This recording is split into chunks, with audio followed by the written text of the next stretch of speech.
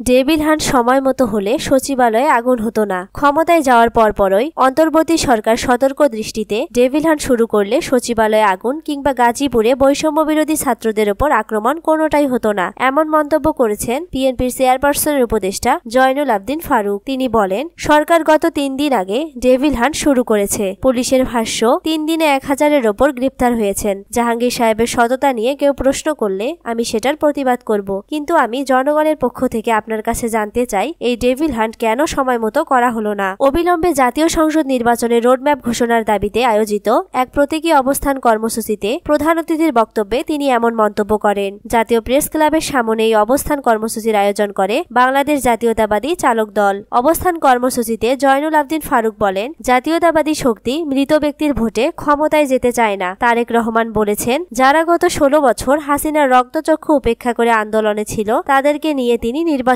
করবেন। প্রধান উপদেষ্টার উদ্দেশ্যে তিনি বলেন, অন্ধকার দিয়ে অন্ধকার ঢাকা যায় না, আলোর দরকার হয়। সেই আলো আমরা আপনার কাছে আশা করি। দয়া করে আপনার সহকর্মীরা যাতে না বলেন 54 বছরের রাজনৈতিক দল সংস্কার করতে পারেনি, এমন কথা আপনার স্টাফরা যাতে না বলে। নির্বাচন 2026-এর মাঝামাঝি হতে পারে, এমন বেফাস কথা বলে দেশের মানুষকে আর আতঙ্কিত করার কোনো প্রয়োজন নেই। সংস্কার কম সময়ের মধ্যে করে নির্বাচনের রোডম্যাপ দিন, তারিখ দিন, তাড়াতাড়ি করুন, না হলে অস্থিরতা আরো বেড়ে যাবে, আবার কোনো ষড়যন্ত্র হয়ে যাবে। সেই ষড়যন্ত্র রুখতে রুখতে আবার সময় অতিবাহিত করবেন, আমরা সেটা আর চাই না। তিনি আরো বলেন, তারেক রহমান বলেছেন, নির্যাতন সহ্য করেছে আমাদের দলের কর্মীরা, তারা হাঁটু পানিতে দাঁড়িয়ে পুলিশের ভয়ে রাত কাটিয়েছে। যারা জঙ্গলে কবরস্থানে ঘুমিয়ে হাসিনার পুলিশের অত্যাচার থেকে রক্ষা পেয়েছে তাদের অনেক ক্ষোভ ছিল। শেখ হাসিনা বলেছিল, আওয়ামী লীগ ক্ষমতায় না থাকলে তাদের একটি কর্মীও থাকবে না। হাসিনা মোদির আশ্রয়স্থলে থেকে তুমি একবার চোখ বুলিয়ে দেখো, তারেক রহমান 5 আগস্টের পর তোমার একটি কর্মীর গায়েও হাত দেয়নি।